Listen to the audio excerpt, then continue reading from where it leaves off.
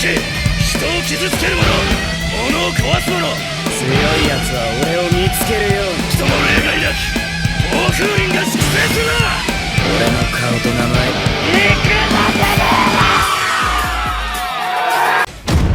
やれやれだわ。 Pada video kali ini, kami pun akan kembali membahas dan juga menceritakan mengenai sedikit bocoran cerita terbaru dari manga Boruto 2 Pusaran Biru, yaitu chapter yang ke-8-nya. Di mana semua isi bocoran cerita kali ini bersumber langsung dari beberapa panel manga versi majalahnya yang kebetulan sudah banyak sekali beredar di internet sejak hari Sabtu kemarin. Jadi sudah jelas kebenaran dan juga keakuratannya sudah pasti dapat dipertanggungjawabkan.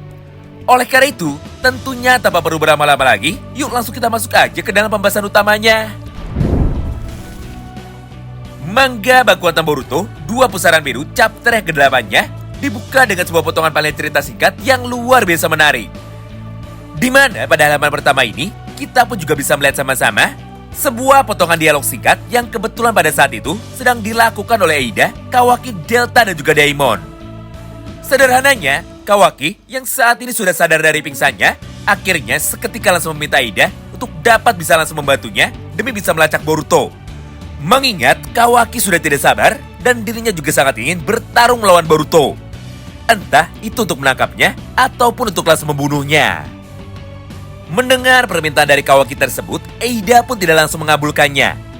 Tapi Eida justru malah meminta Kawaki untuk bisa bersabar sebentar dan juga meminta Kawaki untuk bisa tenang dulu.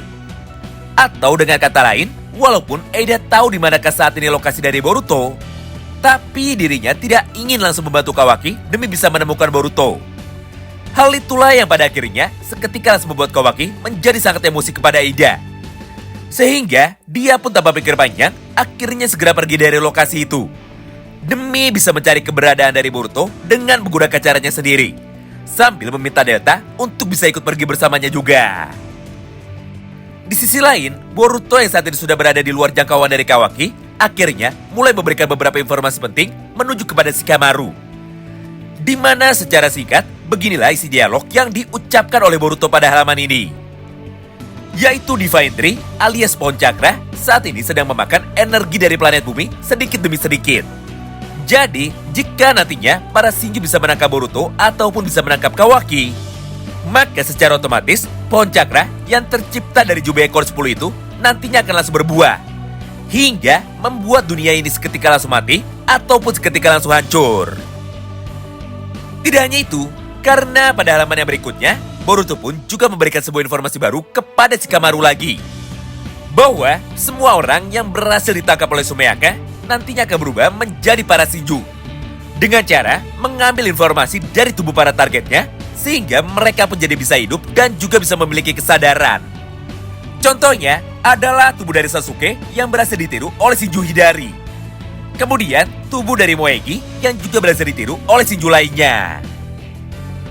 Nah, mendengar informasi dari Boruto tersebut, Shikamaru pun seketika langsung menjadi terkejut.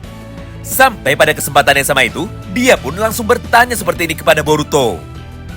Boruto, tolong katakan kepadaku, sejauh manakah kau mengetahui informasi sepenting ini? Tapi sayangnya, di tengah perbincangan dari mereka berdua, maka pada panel yang berikutnya, Kawaki pun tiba-tiba saja langsung memotongnya dan mencoba untuk bisa menghubungi Shikamaru dengan cara menelponnya menggunakan teknik telepati ninja. Di mana inti percakapan dari mereka berdua adalah sebagai berikut. Yaitu, Kawaki memberitahu kepada Shikamaru bahwa berdasarkan informasi singkat yang sebelumnya sudah diberikan oleh Eida, Boruto pada saat ini sedang berada di hutan bagian selatan dari desa Konoha. Oleh karena itu, Kawaki pun seketika langsung berniat untuk dapat menyerang Boruto sebelum Boruto bisa pergi lagi.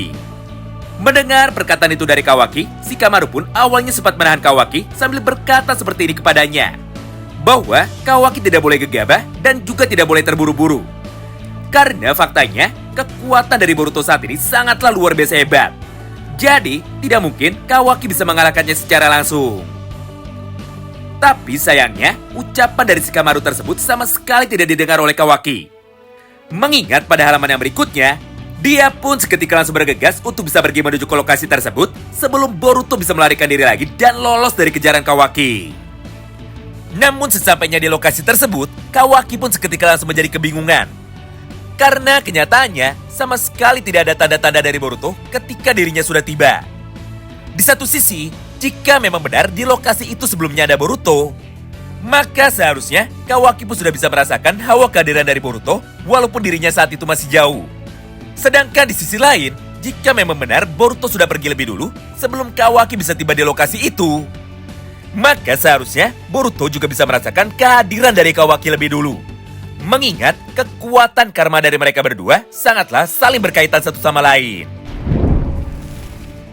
Nah, setelah beberapa saat berlalu, Shin pun kini seketika langsung berpindah menuju kepada Eida lagi.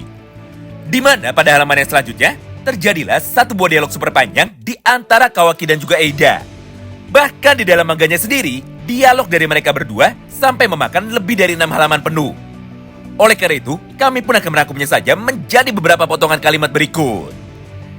Intinya, Kawaki dan juga Eida akhirnya bisa merasakan satu buah emosi atau satu buah perasaan yang sama terhadap kehadiran dari Boruto.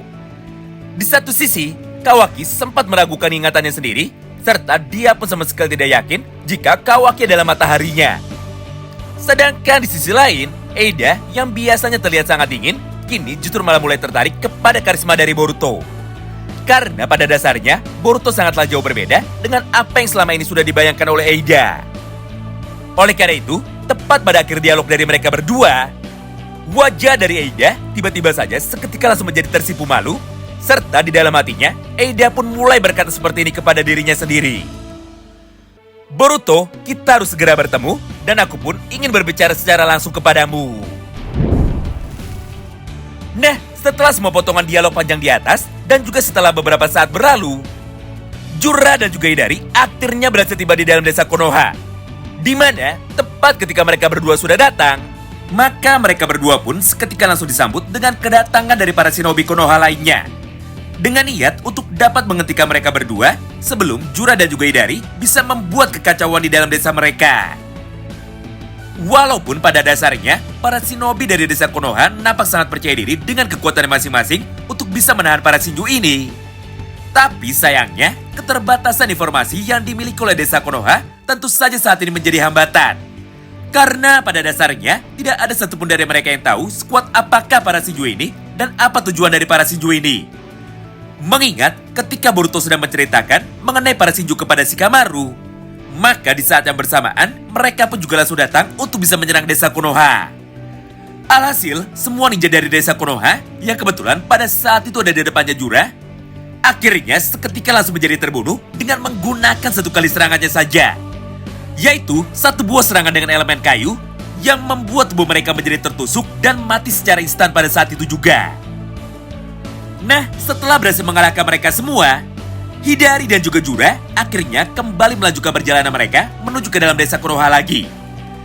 Di mana pada kesempatan ini, kini giliran Kawaki, Eida, Delta dan juga Daemon lah yang akhirnya memutuskan untuk bisa bergerak demi bisa melindungi desa Konoha.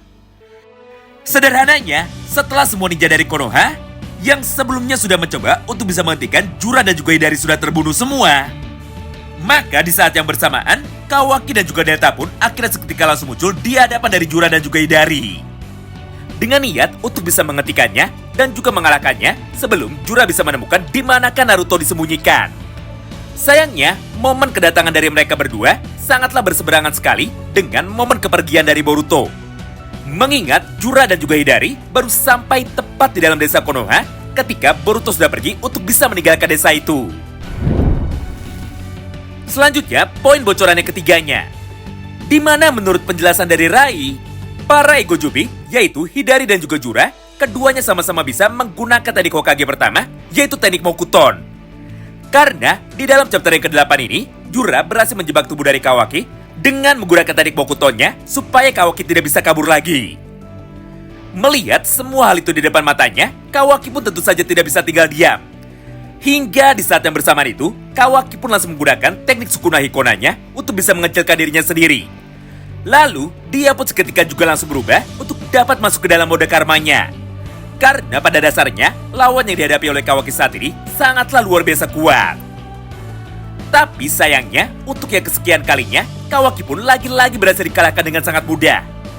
Mengingat pada panel berikutnya, Jura mampu melakukan perbedaan tempat atau melakukan teleportasi singkat menuju ke arah belakang dari Kawaki. Lalu tanpa pikir panjang, Jura pun langsung melayangkan satu buah pukulan tangan kanannya menuju ke arah tubuh dari Kawaki. Sehingga Kawaki pun akhirnya berhasil dikalahkan dan juga berhasil dibuat pingsan hanya dengan menggunakan satu kali serangannya saja. Nah, akibat serangan dari Jura barusan, tubuh dari Kawaki pun seketika langsung menjadi terpental menuju ke arah toren air yang saat itu ada di belakangnya. Sampai membuat toren itu langsung hancur dan Kawaki pun langsung terjatuh ke atap. Beruntungnya di momen ini, Delta mampu bergerak tepat waktu untuk dapat pergi menuju ke tempat Kawaki. Demi bisa membantu dan juga menolong Kawaki supaya Jura tidak langsung membunuhnya. Kemudian kita masuk ke dalam poin bocoran yang keempatnya. Di mana pada beberapa halaman terakhir dari chapter terbaru bulan ini, maka kita pun seketika langsung diperlihatkan sebuah potongan dialog singkat yang diucapkan oleh Jura dan juga Hidari sehingga membuat kita semua menjadi sangat terkejut. Sederhananya, ketika keadaan sudah mulai tenang, maka Hidari pun akhirnya mulai berkata seperti ini. Hah? Ada apa ini? Kenapa aku bisa merasakan cakra dari para Jubi atau cakra dari Biju? Mendengar ucapan dari Hidari barusan, Jura pun seketika langsung membalasnya. Kau benar, aku bisa merasakan cakra dari Biju juga. Tapi, aku sama sekali tidak tahu dari manakah kekuatan ini berasal. Tentunya, potongan dialog singkat dari mereka berdua seketika langsung membuat kita semua menjadi penasaran dan juga menjadi bertanya-tanya. Yaitu, siapakah ninja di dalam desa Konoha yang saat ini masih memiliki atau mewariskan cakra dari para Biju, khususnya cakra dari Kurama. Nah, mengingat saat ini Boruto sudah tidak ada di dalam desa Konoha, dan cakra dari Kurama yang dulu pernah ada di dalam tubuh dari Naruto semuanya sudah terkuras dengan habis akibat menggunakan teknik Baryon mode. Maka apakah mungkin jika Himawari lah orang yang mewariskan cakra dari para Biju, khususnya cakra dari Kurama? Karena pada dasarnya untuk saat ini tidak ada satupun orang lagi yang mampu menjadi kandidat berikutnya selain Boruto dan juga Himawari. Beruntungnya semua rasa penasaran kita di atas akhirnya bisa langsung terjawab pada halaman yang terakhir ini. Di mana setelah beberapa saat berlalu, Himawari yang saat itu berada pada lokasi yang berbeda, akhirnya seketika langsung memutuskan untuk bisa datang menuju ke lokasi pertempuran, atau tepatnya menuju ke lokasi dari tim 10. Di mana pada posisi ini, tim dari Sekadai sudah bersiap untuk bisa membantu Kawaki demi bisa menghentikan Jura. Nah, sesaat setelah Himawari sudah tiba di lokasi itu, maka Jura dan juga Hidari yang saat itu kebetulan sudah berdiri di hadapan dari mereka semua, akhirnya seketika langsung dibuat menjadi kebingungan. Bahkan di dalam dialognya, Jura sempat menyangka bahwa orang yang akan datang menuju ke tempat mereka adalah Uzumaki Naruto. Mengingat cakra dari para Biju yang ada di dalam diri Himawari ternyata sangatlah mirip sekali dengan cakra dari para Biju yang sebelumnya ada di dalam tubuh Naruto. Sementara itu, hal yang sebaliknya justru malah terjadi dari sudut pandang Sarada. Mengingat pada momen tersebut, Sarada lah yang justru malah terlihat kebingungan ketika dirinya melihat Hidari. Bahkan pada awalnya, Sarada pun sampai sempat menyangka bahwa Hidari adalah Sasuke. Tapi setelah dirinya melihat lebih jelas lagi, Sarada pun akhirnya langsung sadar bahwa Hidari adalah Shinju yang bersumber atau terlahir dari tubuh Sasuke. Jadi berdasarkan hal itu, maka tidak heran jika saat ini Hidari memiliki bentuk cakra dan juga penampilan yang sangatlah mirip sekali dengan Uchiha Sasuke. Oh iya, perlu digarisbawahi ya, bahwa di dalam chapter terbaru ini, Jura dan juga Hidari tidak secara spesifik menyebut Kurama ada di dalam tubuh dari Himawari. Tapi mereka berdua justru malah berkata bahwa terdapat cakra dari para Biju di dalam tubuh Himawari. Yang artinya, maka seharusnya ada lebih dari satu Biju atau ada banyak cakra Biju yang tersimpan di dalam tubuh Himawari. Di mana salah satunya bisa saja terdapat cakra dari Kurama, Sukaku, Goku, ataupun para Biju lainnya. Wow, menarik banget ya. Nah, itulah sedikit potongan bocoran cerita singkat yang dapat kami sampaikan kepada kalian semua di dalam satu video ini. Terima kasih banyak yang sudah simak video ini sampai habis, dan salam baku hantam.